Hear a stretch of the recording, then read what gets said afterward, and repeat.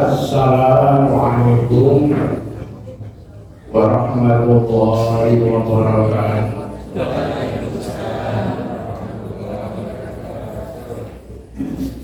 A'udzu billahi minasy syaithanir rajim. Bismillahirrahmanirrahim. Alhamdulillahilladzi ja'ala Ramadhana syahrus siyam, syahrus sayyidus syuhur, syahrul mubarakun, syahrul alimun, syahrul maghfirah, fiha lailatun khairun min alfi syahr. Asyhadu an la ilaha illallah wahdahu la syarika lah wa asyhadu anna Muhammadan abduhu wa rasuluh. Allahumma shalli ala Muhammadin wa ala alihi wa sahbihi ajma'in. Amma ba'du, faqad qala Allah ta'ala fi kitabihil mubin wa huwa asdaqul qailin. A'udzu billahi minasy syaithanir rajim. Qad aflaha man tazakka wa dzakara isma rabbih fasalla bal tu'thiruna al-hayatad dunya wal akhiratu khairun wa abqa. Ibu-ibu, bapak-bapak, saudara-saudara semuanya saja yang saya hormati dari Allah wa iyyakum. Mari kita terus meningkatkan syukur kita kepada Allah Subhanahu wa Ta'ala, karena kita bisa kembali dipertemukan dengan bulan yang kita idamkan, bulan yang kita rindukan, yaitu bulan Ramadan. Maknanya doa di akhir tahun lalu, maksudnya di akhir bulan Ramadan tahun lalu, yang ibu bapak panjatkan kepada Allah dikabuli oleh Allah Subhanahu wa Ta'ala. Tahun lalu waktu ibu bapak berpuasa dan akan mengakhiri Ramadan, saya yakin panjenengan semua berdoa kepada Allah seperti halnya saya. Ya Allah, Engkau pasti kecewa dengan puasa yang telah hamba lakukan. Tapi itulah tingkat kemampuan kami baru sekadar itu dalam menjalankan ibadah Ramadan. Oleh karenanya ya Allah, kalau Engkau belum bisa mengampuni semua dosa-dosaku, beri aku kesempatan ya Allah bertemu lagi dengan Ramadan tahun yang akan datang. Kami berjanji jika dipertemukan dengan Ramadan tahun yang akan datang, kami akan berupaya untuk lebih meningkatkan kualitas puasa kita. Itu doa saya tahun lalu, doa panjang ini juga sama kan? Ingin kita dipertemukan dengan Ramadan tahun ini. Dan doa kita dikabul, meskipun ada yang tidak dikabul, ada yang sudah mendahului kita, atau mungkin bisa dipertemukan dengan Ramadan tapi tidak bisa melaksanakan puasa karena udzur syar'i, mungkin karena sakit atau lain dan sebagainya. Nah sekarang panjenengan sudah dipertemukan oleh Allah dengan bulan Ramadan tahun ini. Allah akan menagih janji panjenengan. Apakah puasa tahun ini lebih berkualitas atau sama dengan tahun yang kemarin, atau lebih rendah derajat tingkat kualitasnya atau tidak? Monggo. Ibu bapak, betapa pentingnya makna Ramadan bagi orang yang mendambakan sesuatu dari Allah Subhanahu wa Ta'ala. Saking pentingnya bulan Ramadan, hampir tiap akhir Sya'ban Nabi itu mengumpulkan para sahabat. Kalau sekarang yang namanya pengajian akbar dalam rangka menyongsong datangnya bulan suci Ramadan, itu sekedar nama, nggak apa-apa. Dalam hadis redaksi yang berbeda-beda disebutkan khotbah Rasulullah sallallahu alaihi wasallam fi akhir Sya'ban. setiap jelang akhir Sya'ban akan bertemu dengan Ramadan. Nabi mengumpulkan para sahabat laki-laki, kumpulkan semua. Setelah berkumpul, kemudian Nabi berpidato, khutbah itu bahasa begini, pidato. Apa yang dikhutbahkan Nabi ketika akhir bulan Sya'ban? Redaksinya ada beberapa redaksi, tapi maknanya sama. Qad ja'akum,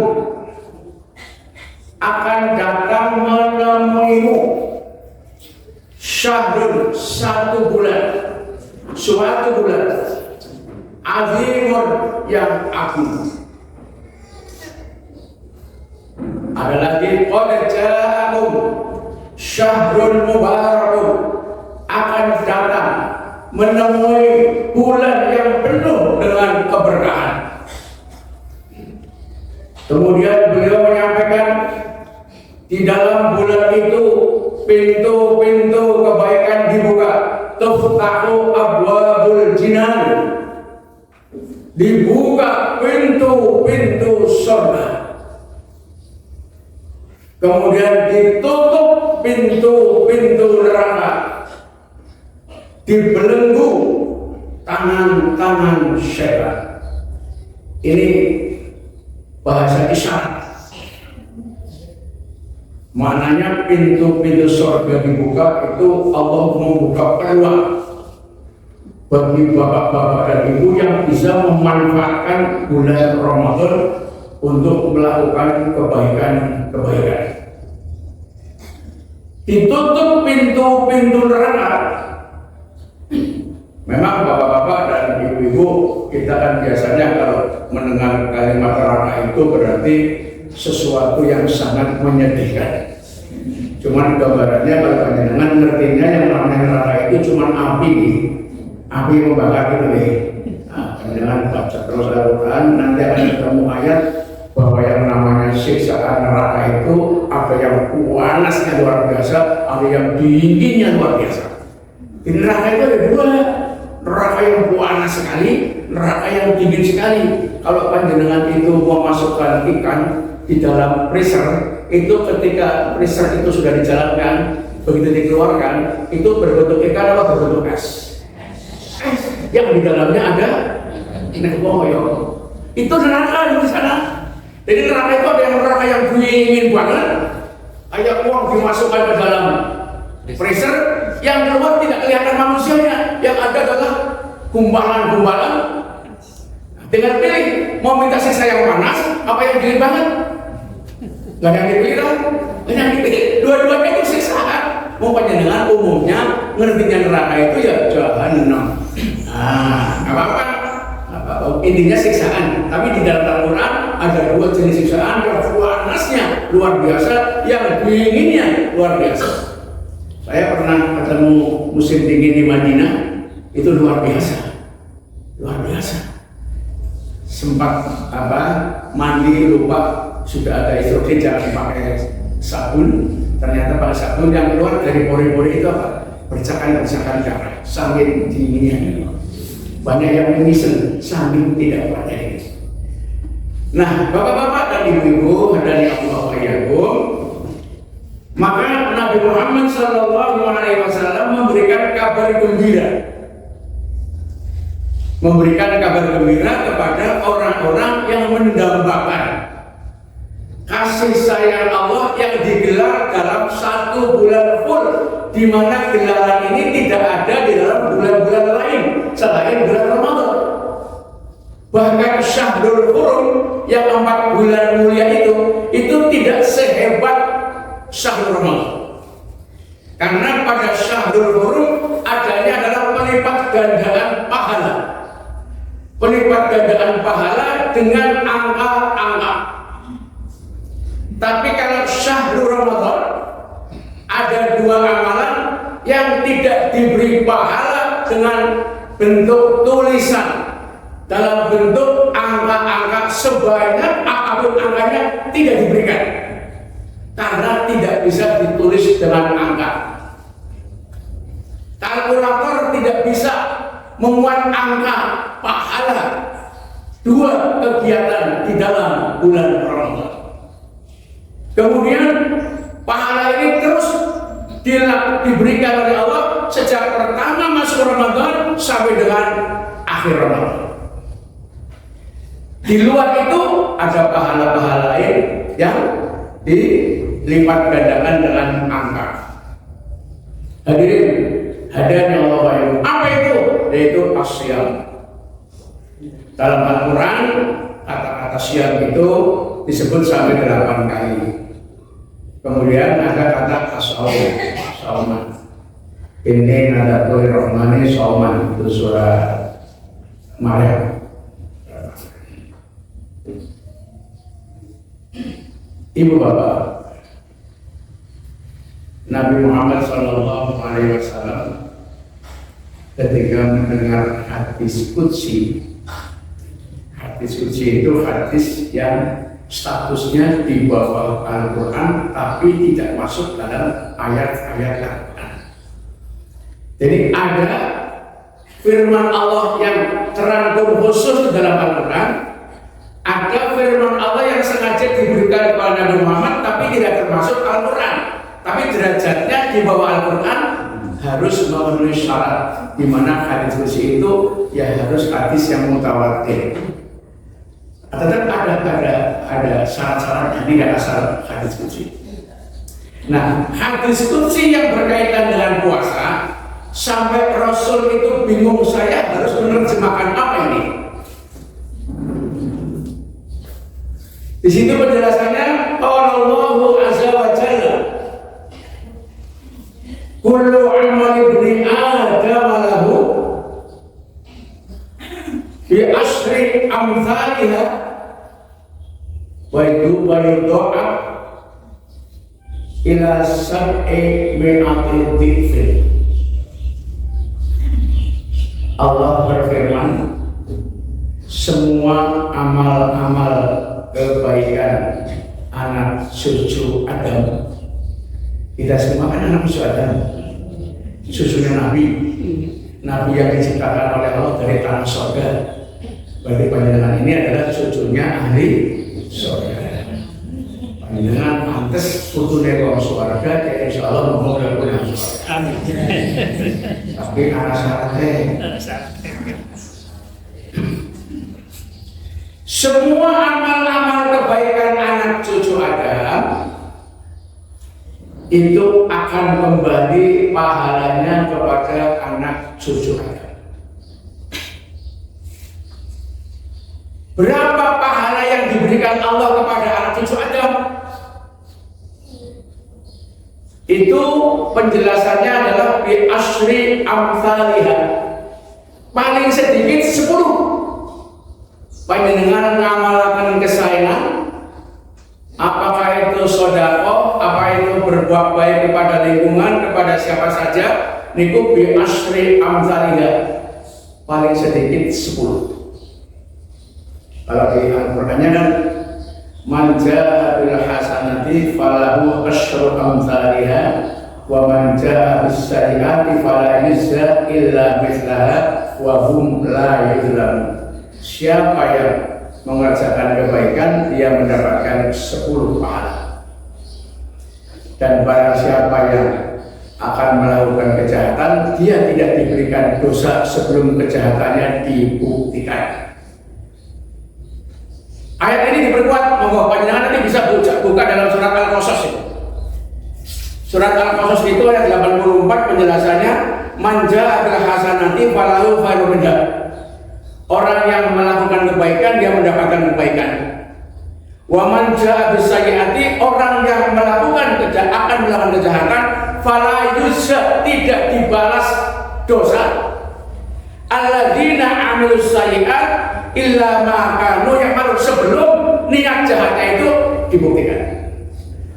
Ini beda, niat baik sudah mendapatkan pahala, tapi niat jahat belum mendapatkan dosa sebelum dibuktikan. Apa enggak sayang Allah kepada kita? Kemudian kalau di dalam surat Al-Baqarah yang sering panjenengan dengar itu, di mana hadis tadi memberikan penjelasan bi asri amzaliha ila sab'i mi'ati tifin, dari 10 sampai 700 kali lipat. Dalam Al-Quran ada orang-orang yang menafkahkan hartanya di jalan Allah itu ibarat yang bersangkutan itu punya pohon, aneh gitu kan? Pohon itu ada dahan-dahannya, setiap dahan itu ada 10, kemudian dikalikan kali 100 kali 7, berarti 700. Itu sinkron, jadi hadis kursi ini sinkron. Jadi semua amal-amal kebaikan panjenengan diberikan pahala sedikitnya 10 sampai 700 kali lipat. Jadi angka di atas 10 tergantung bagaimana derajat keikhlasan panjenengan beramal. Tetapi hadis kursi ini berlanjut illa saum, kecuali puasa. Kalau puasa tidak ada pahala 10 sampai 700. Dan terus pilih puasa nggak ada kasih pahala, lu kemana mau sampai seminggu. Kata Allah kecuali puasa. Puasa tidak akan aku berikan pahala melalui perantaraan malaikat. Malaikat, dia beramal baik, dia berbuat baik kepada anak yatim, dia berbuat baik kepada fakir miskin, dia berbuat baik kepada tetangga, suami menyayangi istri, istri menghormati suami, suami istri mendidik anak-anaknya, beri mereka pahala.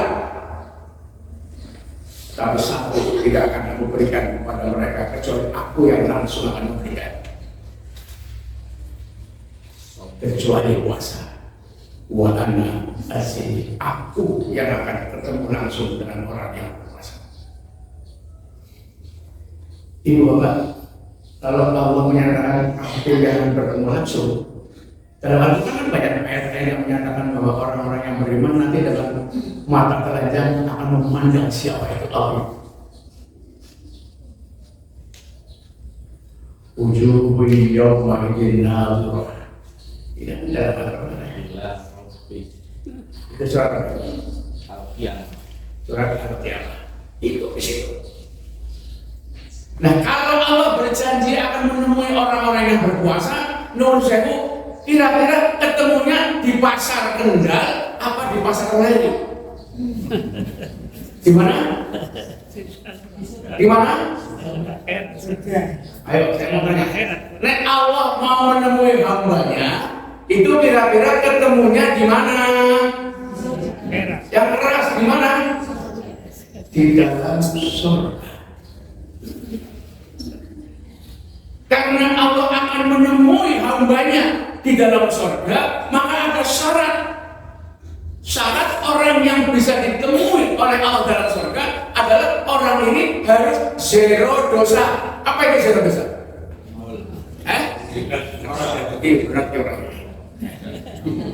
Kalau Allah akan menemui hambanya di dalam surga, syarat untuk bisa masuk dalam surga, maka orang ini harus tanpa ada titik dosa sekecil pun. Apa teman-teman? Apa teman-teman? Ayo, yang bilang enteng aja. Yang bilang abot. Aja dulu. Abot. Tapi, saking sayangnya Allah, sampai-sampai Nabi itu membuat penjelasan, dan penjelasan beliau tidak akan meleset. Karena Allah akan menemui hambanya di surga. Syarat untuk masuk surga harus zero dosa, harus nol dosa. Maka Allah memberikan amalan-amalan yang bisa menghapus semua dosa-dosa jika diamalkan dengan benar dan baik. Dengan baik dan benar. Amalan itu namanya siyam. Sehingga beliau langsung menyimpulkan dengan sebuah hadis yang sangat terkenal dan panjenengan hafal. Pertama adalah man shoma Ramadhana imanan wahtisaban ghufira lahu ma taqaddama min dambi. Man sapa wonge shoma puasa. Ramadan, 6 bulan Ramadan, imanan karena betul-betul terdorong karena iman, puasanya karena terdorong iman. Ihtisaban ada yang mengartikan adalah muhasabah, merasa dirinya banyak dosa. Makanya ada istilah muhasabahnya itu introspeksi, ngaku salah, ngaku dosa. Orang yang dua motivasi, pertama imanan, yang kedua ihtisaban, Allah akan memberikan pahala tidak dalam bentuk hitungan angka, tapi dalam bentuk ghufira lahu ma taqaddama, ghufira bakal dipangapura ma dosane wong niku taqaddama sing wis kelewat. Ghufira lahu ma taqaddama min dambi, dosa-dosa yang sudah kelewat diampuni apabila orang ini mau menebusnya dengan berpuasa karena iman dan sadar diri akan kesalahan. Panjenengan ketika selesai Ramadan tahun kemarin, saya berdoa semoga tahun kemarin juga diampuni dosa-dosanya. 1 Syawal sampai dengan akhir Syaban sudah berdosa lagi belum? Kata nomor setit. Ayo.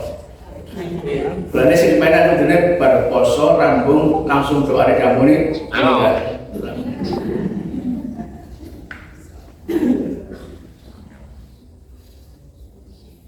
Jadi amalan yang pertama adalah di mana dalam 1 bulan penuh, pagi hari dari tanggal 1 Ramadan sampai dengan sore hari matahari terbenam, sampai juga akhir bulan Ramadan sampai matahari terbenam, dijalani dengan niat yang semakin kesana semakin tinggi, iman yang semakin tinggi, derajatnya semakin tinggi, semakin tua tanggal Ramadan semakin tinggi tingkat derajat kualitas puasanya, terus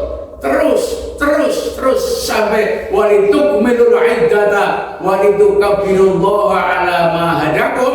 Di situ panjenengan dijanjikan oleh Allah, dijelaskan oleh Nabi Muhammad, ghufira lahu ma taqaddama min dhanbi. Ada bulan yang seperti ini? Tidak ada. Kurang apa lagi? Sunnahnya juga ampunan dosa. Tidak ada kegiatan sunnah yang mendapatkan ampunan dosa. Ini hebatnya Ramadan. Man qama Ramadana imanan wa ihtisaban ghufira lahu ma taqaddama min dhanbi. Man sapa wonge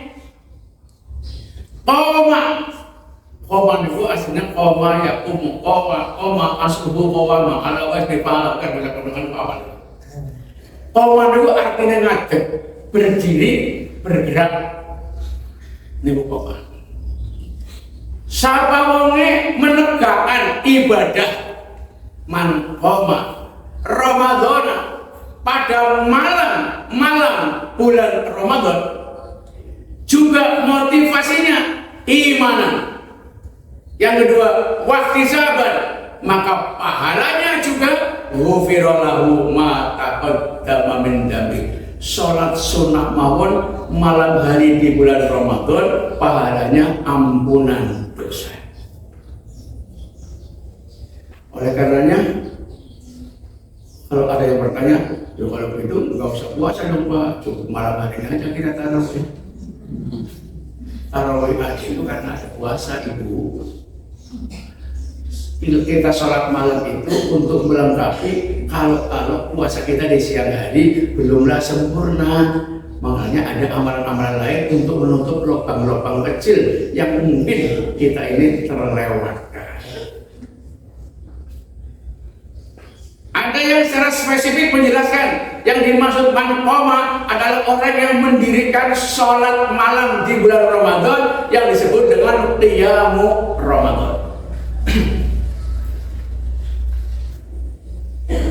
Ada yang menyebut mana-mana ibadah pada bulan Ramadan selama ada tuntunan dari Nabi, itulah yang dimaksud dengan man qoma Ramadan. Terus ibu bapak para rawuh, dari tanggal 1 Ramadan sampai dengan akhir Ramadan Allah menggelar ampunan amnesti internasional. Nah, bukan sekedar gerasi tapi amnesti.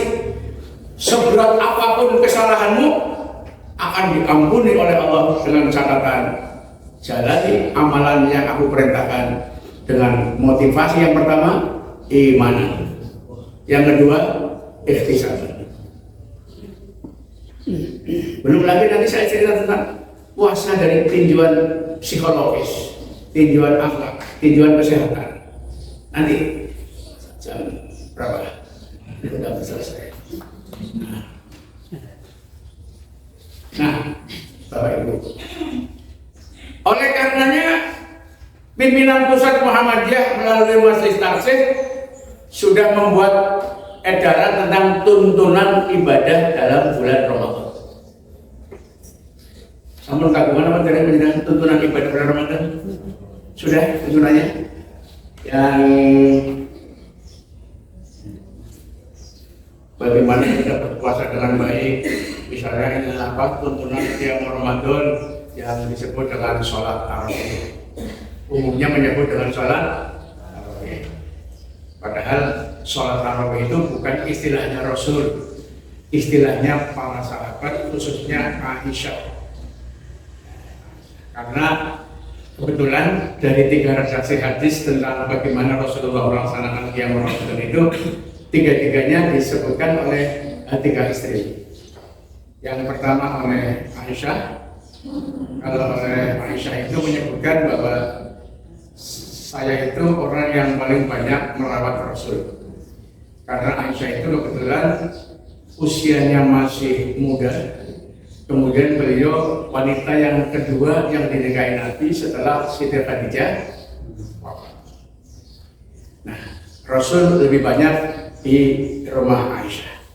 Kemudian di istri-istri yang lain itu janda-janda tua, para pejuang-pejuang yang meninggal waktu perjuangan mati syahid dinikahi Nabi agar menjadi wanita-wanita yang lebih terhormat. Jadi nek sing arep bojo meneh ya silakan terus umur sewika nek sing isi nom-noman gua ngopeni. Kata-kata Aisyah, ma yasitu fi Ramadan wala fi ghairihi illa 11 rakaat.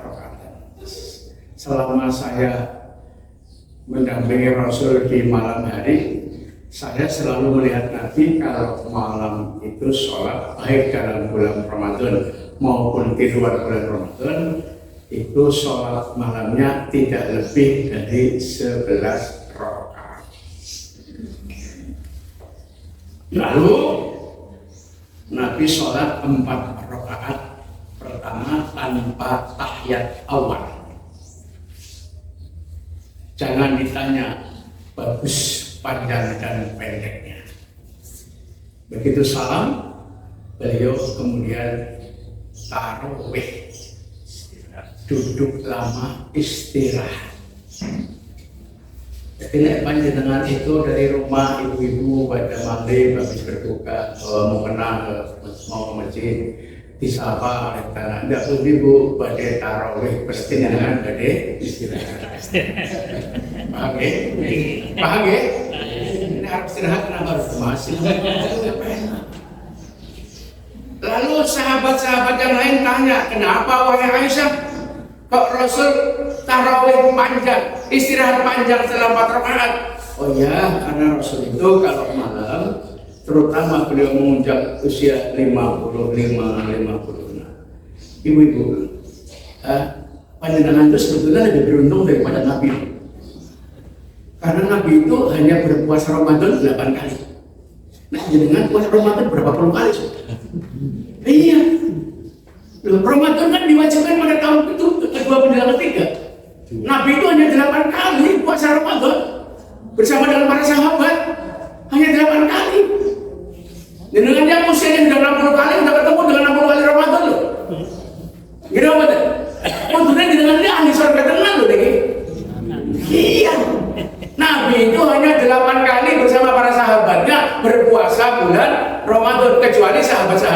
yang masih gesang setelah Nabi wafat. Tapi yang bersamaan dengan Nabi dan wafatnya bersama Nabi itu hanya ketemu Ramadan 8 kali. Nyong ketemu Ramadan awit cilik. Saya kira bisa 30. Berarti ketemu Ramadan sadar-sadar kalau sudah mulai akhir balik ya berarti kurang lebih sekitar 10 tahun. Karena 10 tahun menjadi akhir balik misalnya gitu. Ya berarti mesti 10 tahun ketemu Ramadan. Puasanya 10 tahun siji ana sing terima apa ora.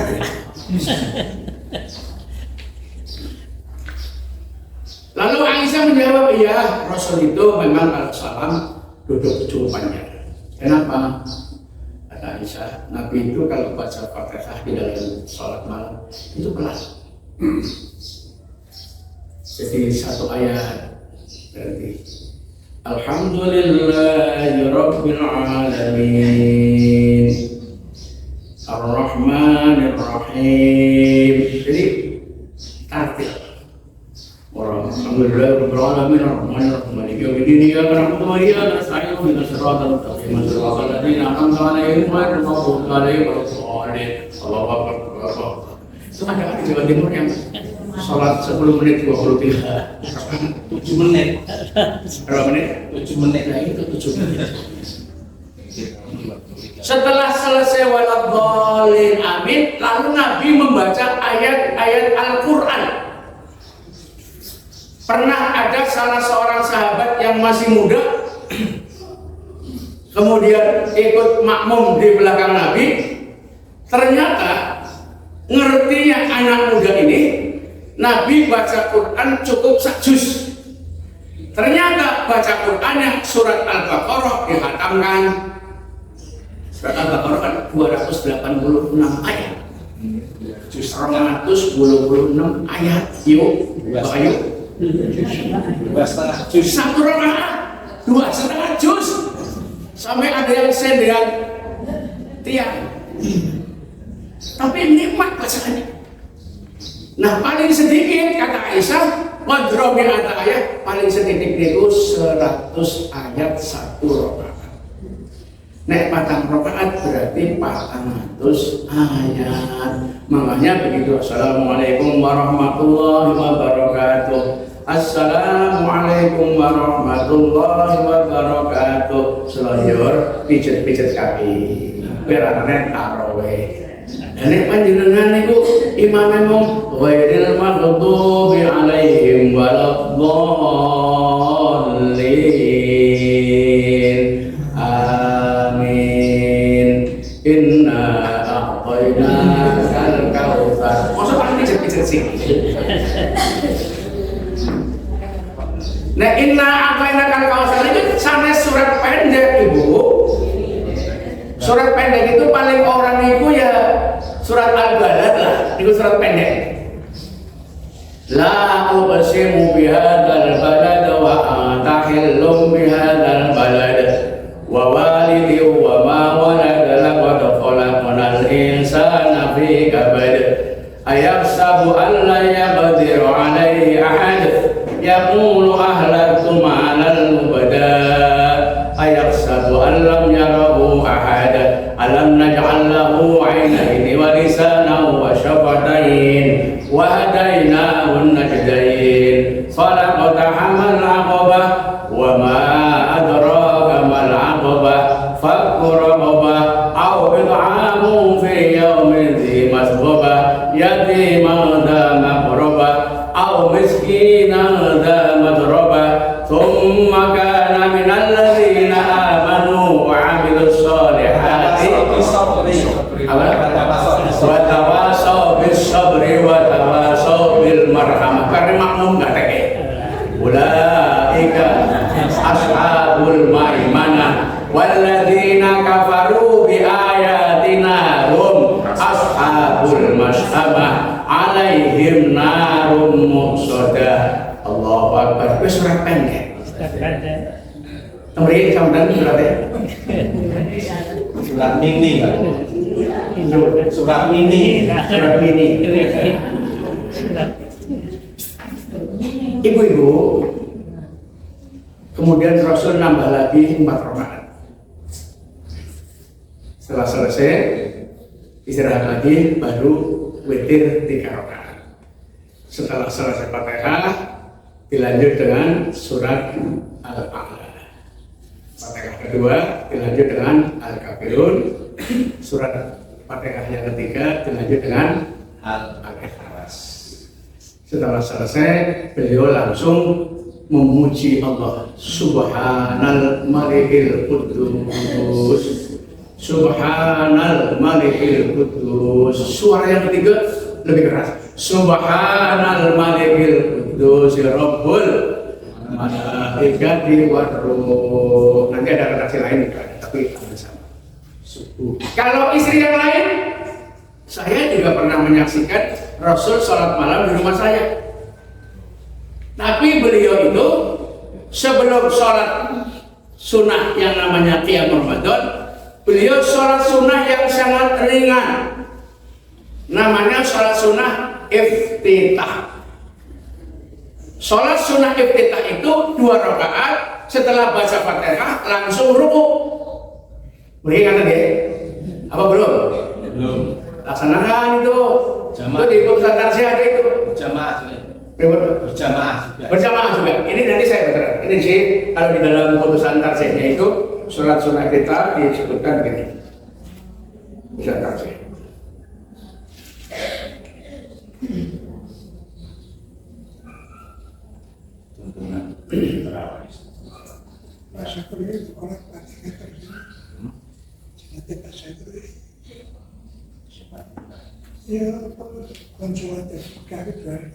Nah, ini hadisnya berbunyi begini.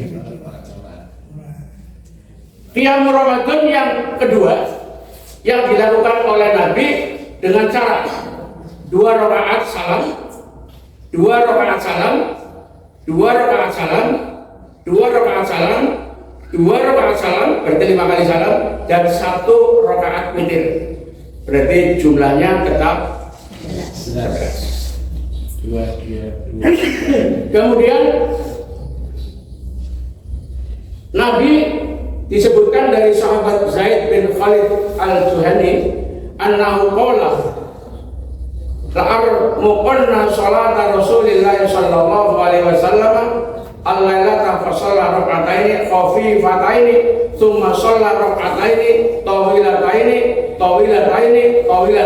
thumma shalla rak'ataini wa huma duna allataini qablahuma thumma shalla rak'ataini wa huma duna allataini qablahuma thumma shalla rak'ataini wa huma duna allataini qablahuma thumma shalla rak'ataini wa huma duna allataini qablahuma thumma autaro fadzalika salasa asyara rak'atan.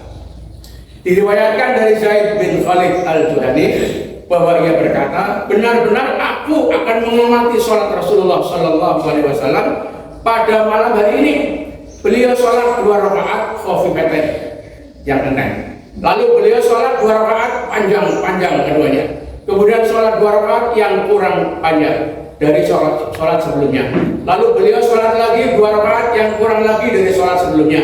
Maunya kurang panjang bacaannya, diperpendek. Kemudian sholat 2 rakaat yang kurang lagi dari sholat sebelumnya. Lalu beliau sholat lagi 2 rakaat yang kurang lagi dari sholat sebelumnya.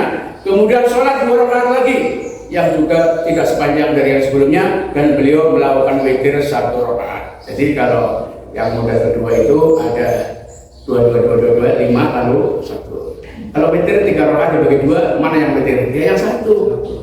Kalau witir itu sholat ganjil. Jadi kalau misalnya sallu raka'atainil witri rahimakumullah, lalu pada sholat witir 2 rakaat. Begitu sudah salam, sallu raka'atal witri raka'atan rahimakumullah. Itu berarti sholat witir telu dibagi loro itu benar 1,5. Jadi yang namanya witir itu sholat ganjil. Panjenengan mau witir 5 rakaat, ya dari pertama sampai ke 5 lanjut. Mau witir 7 rakaat, ya berarti lanjut. Tapi kalau tidak ada salamnya, maka yang ganjil yang terakhir itulah yang dianggap. Paham ya? Oh, ini kita harus dengar. Kemudian dari Abi Hurairah an Nabi sallallahu alaihi wasallam qala idza qama ahadukum minal laili, ketika kamu mendirikan salat malam, wal yaqtatih salatahu bi raka'ataini khafifataini, hendaknya kamu dahului dengan 2 salat sunnah yang enteng, yang ringan. Hadis riwayat Muslim. Salat ini disebut dengan salat iftitah. Nah, monggo sebelum salat iftitah, sebelum salat tarawih, sebelum qiyam Ramadan, panjenengan itu melaksanakan salat iftitah secara berjamaah. Di sini ada penjelasan sebaiknya salat iftitah dilakukan dengan cara berjamaah. Pada rakaat pertama setelah takbiratul ihram, panjenengan dianjurkan membaca doa iftitah. Bacaannya pendek, subhanallahil malakut wal jabarut wal kibriyai wal azamah. Biasanya ini apa nggih? Ora kae rokok. Subhanallahil malakut wal jabarut wal kibriyai wal azamah. Jadi begitu ghairil maghdubi alaihim waladdallin. Amin. Allahu akbar. Begitu juga dengan rakaat kedua, sama kemudian salam, baru dilanjut sholat qiyam Ramadan yang namanya tarawih. Ada juga cara yang ketiga, di samping ada sholat iftitah juga sama dengan yang tadi. Bedanya kalau tadi itu 5 kali salam 2 rakaat, kalau yang ini 4 kali salam 2 rakaat, witirnya 3. 2 salam, 2 salam, 2 salam, 2 salam, kemudian 3 salam. Itu tata cara sholat malam di dalam bulan Ramadan. Nah, barang siapa yang mengamalkan ibadah yang seperti ini, tertarik karena panggilan iman dan sadar akan kesalahan-kesalahan, maka Allah menjanjikan melalui Rasulnya, ghufira lahu ma taqaddama min dzambi. Sekarang pertanyaannya, Surat Al-Baqarah 183, di mana kewajiban puasa itu tidak hanya untuk kita, tetapi juga orang-orang sebelum kita, di mana manusia itu sumber dosa itu adalah urusan perut dan mulut. Awet biyen sumber dosa itu urusan perut dan mulut. Nabi Adam dosa, Ibu Hawa dosa, gara urusan perut dan napa niku? Wanganan pirang-pirang dan surga kok ya gelem milih buah kuldi sing rasanya orang enak. Karena apa? Manusia itu serba ingin tahu. Menungsa itu kan juga ada sifat pengen ngerasani, pengen tahu segala sesuatu yang belum dinikmati. Padahal di dalam surga sudah Allah ingatkan, kamu di surga mau minta apa aja, ambil kecuali 1 buah kuldi jangan kamu dekati. Tapi kata iblis, ini kesempatan, karena ada yang belum tahu sih rasanya buah kuldi itu tidak enak. Tapi akan saya bohongin, ada mereka orang makan buah kuldi, namanya juga kuldi. Kuldi itu adalah kelanggengan. Nah, orang kalau makan buah kuldi itu jadi malaikat orang bakal makan, orang bakal sakit. Tuh malaikat itu nggak pada makan. Kamu mau kayak gitu? Untuk apa yang bisa nggak? Makan tuh buah kuldi. Wow, jos. Buah kuldi itu apa? Jabatan, harta bermewah-mewah tanpa dizakati, itu buah kuldi. Jadi ini harta halal orang dizakati, itu mangan buah kuldi bukan kiloan, tapi tontonan. Makanya Nabi Adam sak butir buah kuldi wong loro itu dosa, kon lu masa ke surga. Dan nek kula dengan buah kuldine.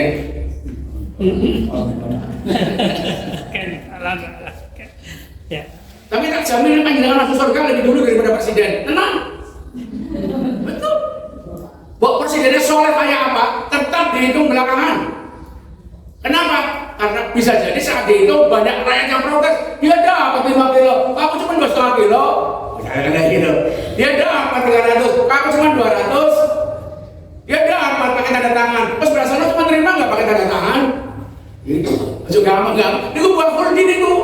Kalau siapa yang jadi presiden terus. Nah, penutup dari surat Al-Baqarah 183 kan bahasanya la'allakum. Apa itu maknanya? Apa itu? La'allakum tattaqun apa maknanya? La'allakum itu kalau di dalam pesantren namanya labdun litaroji, lafaz sebagai bentuk pengharapan.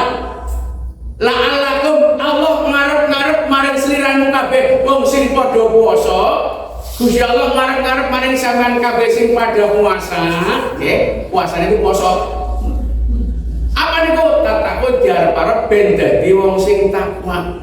Jadi orang yang berpuasa itu diharapkan oleh Allah menjadi orang yang takwa. Itu namanya la'alakum labdun likaraji. Allah mengharapkan. Dengan demikian, maka tidak setiap orang yang berpuasa pasti takwa. Tidak pasti. Tergantung bagaimana cara mengamalkannya puasa. Sehingga derajat takwa itu berbeda-beda. Jadi nggak bisa setiap orang yang berpuasa langsung takwa, nggak bisa. Kalau Al-Imam Al-Ghazali dalam kitab Ihya Ulumuddin kan penjelasannya ada 3 derajat orang yang berpuasa. Yang pertama adalah derajat rendah, yaitu shaumul am, puasa umum, sing penting ramangan ranginung, mulut tak terus wae, ngrumpi tetap ngrumpi, ati tetap jengkelan, pikiran tetap usrek, pemenar untuk orang seminggu, wes. Nggih. Nggih. Boten boten. Itu namanya shaumul am, sekedar meninggalkan makan dan minum. Yang kedua, shaumul khos, puasa khusus. Puasa yang antara mulut, hati, mata, telinga arahnya sama.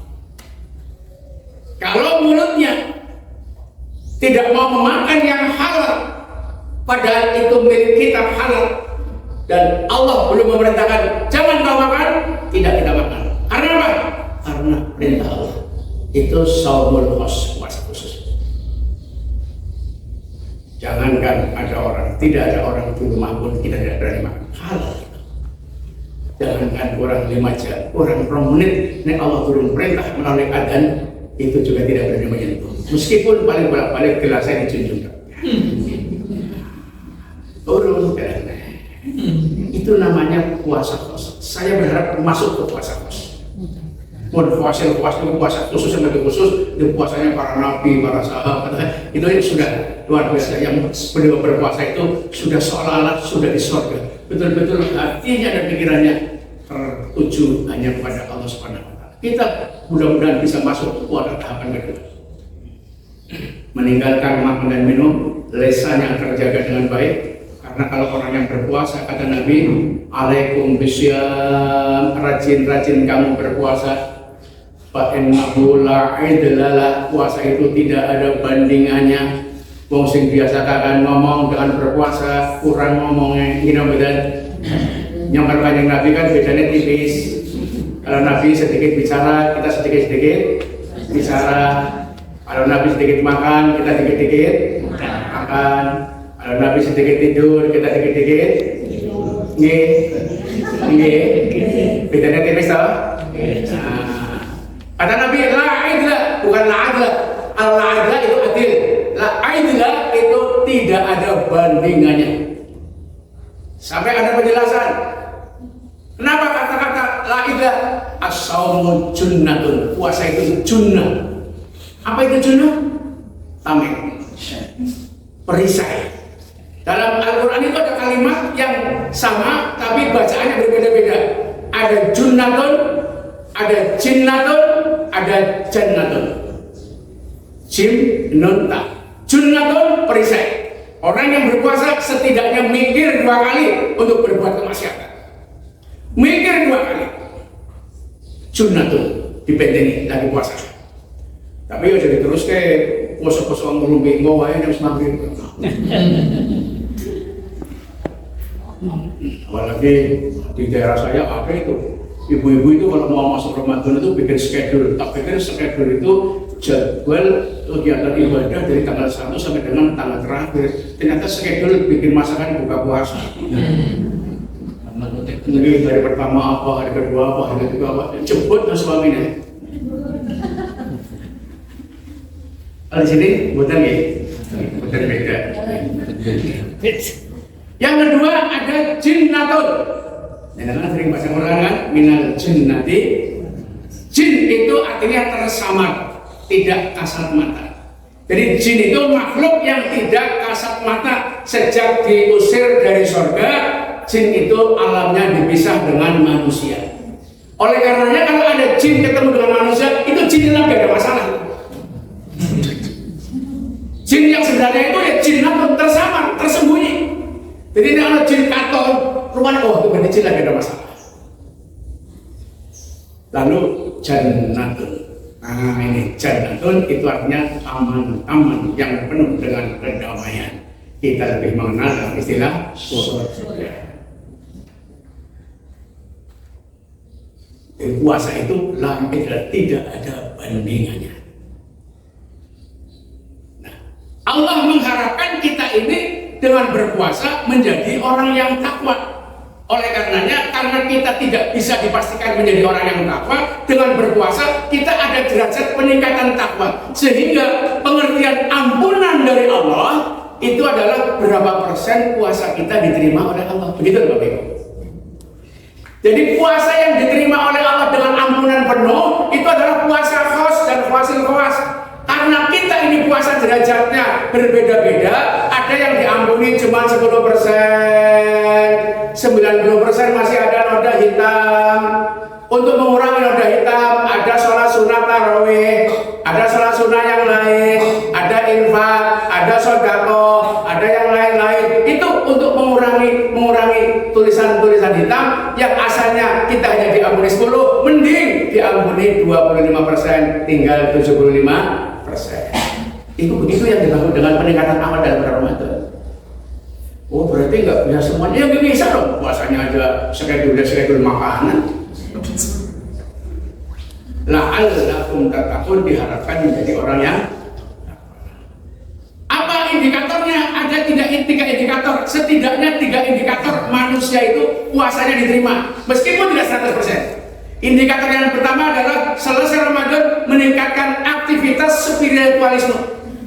Aktivitas pendekatan kepada Allah semakin meningkat. La'allakum tattaqun. Seperti halnya sekarang ini di masjid saya itu dulu kalau habis maghrib ibu-ibu mati pada pulang. Ini juga sama pada pulang, cuman meninggalkan mukena dan sajadah, takut kalau ketinggalan sholat tarawih. Kemudian kami sholat tarawih itu sunnah, wajib itu tarawihnya. Tapi ya lumayan ketika berpuasa seperti itu. Yang kedua adalah indikator yang kedua, munculnya rasa empati dan simpati kepada orang lain yang hidupnya di bawah kita.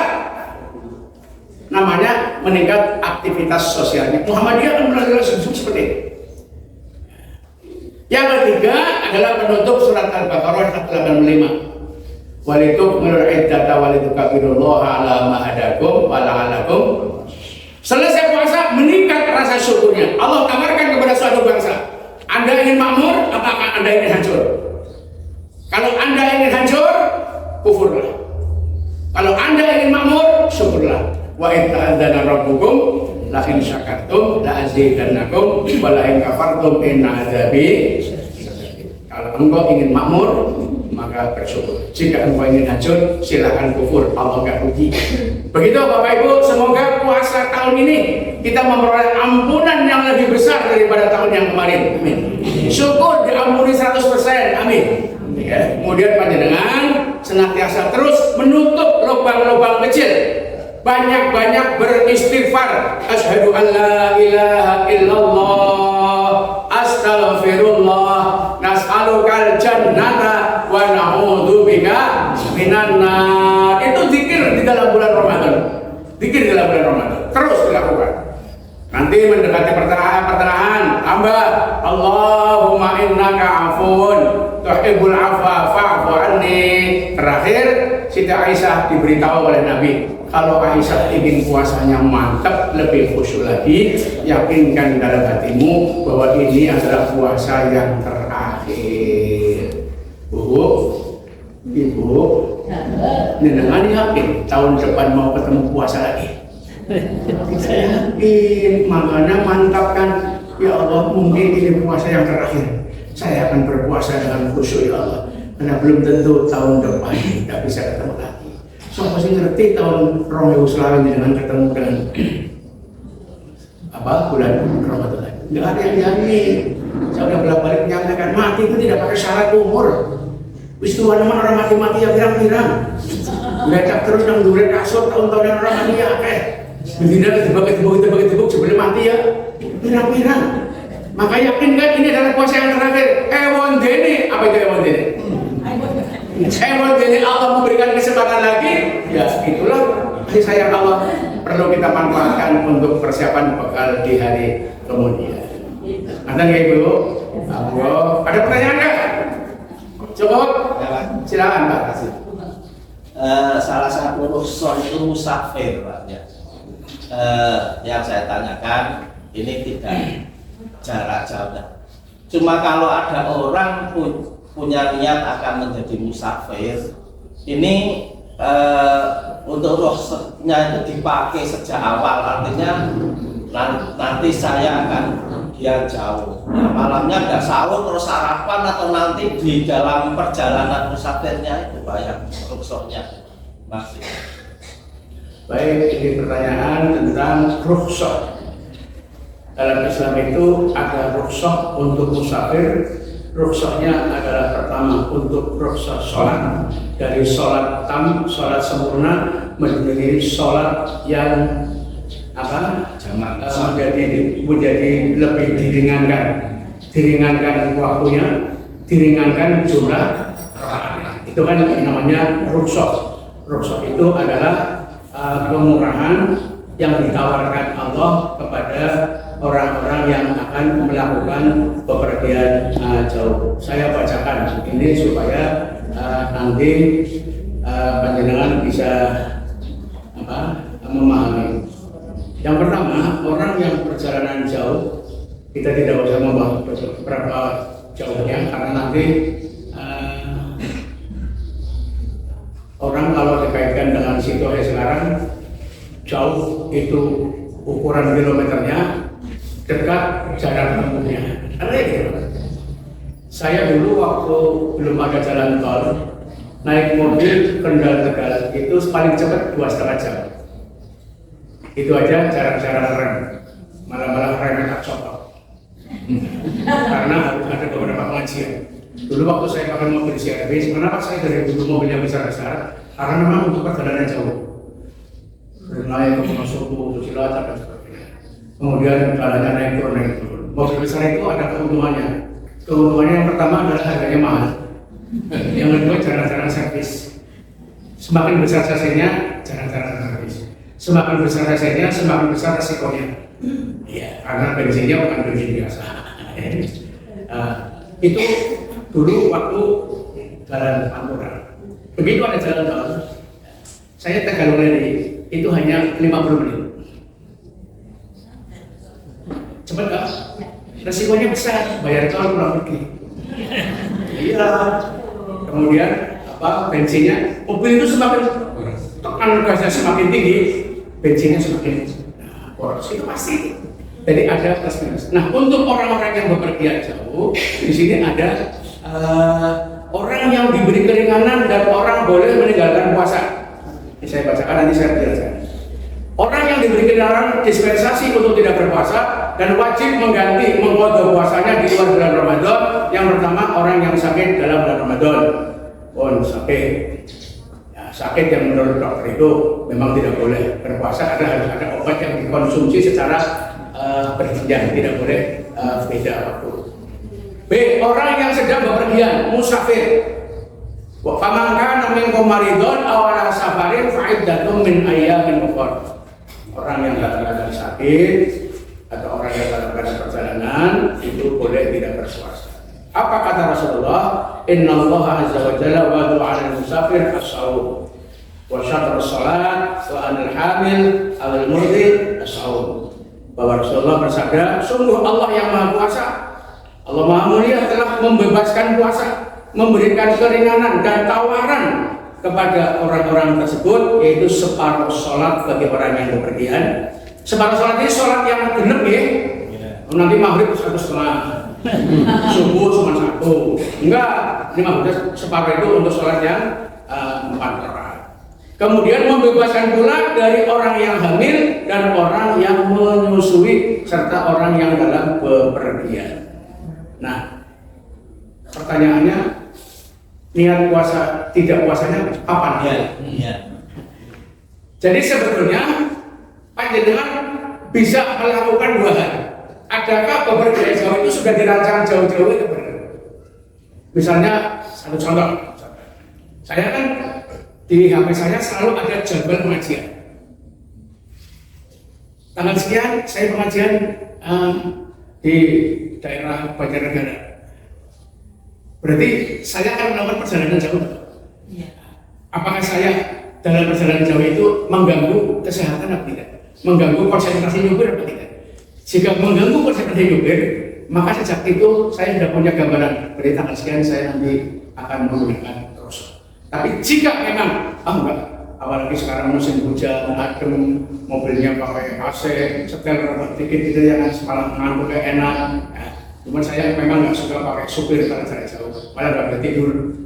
Supir kalau akan jalan saya paling nggak suka, karena nggak menguasai medan. Nah, oleh karenanya rukhsah ini ditawarkan. Adakah dengan rukhsah ini bermanfaat bagi kamu? Jika bermanfaat, karena ini tawaran baik, silakan manfaatkan.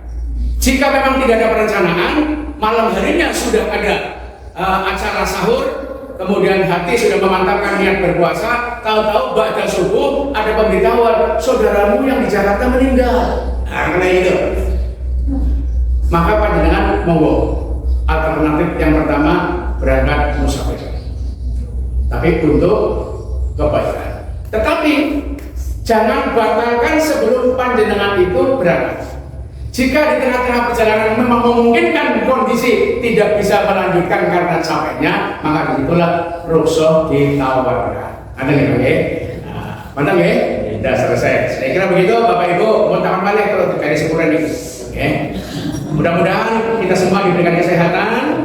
Saya juga didoakan semoga terus bisa aktif bertemu bersama panjenengan setiap ahad. Berarti ahad yang akan datang kita bulan Syawal. Insyaallah.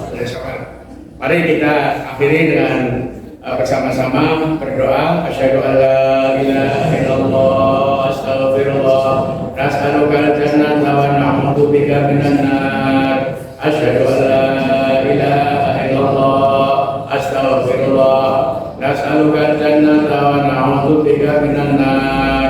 Asyhadu an la ilaha illallah, astaghfirullah, nas'alukal jannata wa na'udzu bika minan nar. Subhanallah wa bihamdika, asyhadu an la ilaha illa anta, astaghfiruka wa atubu ilaik. Mohon maaf atas segala kekurangannya.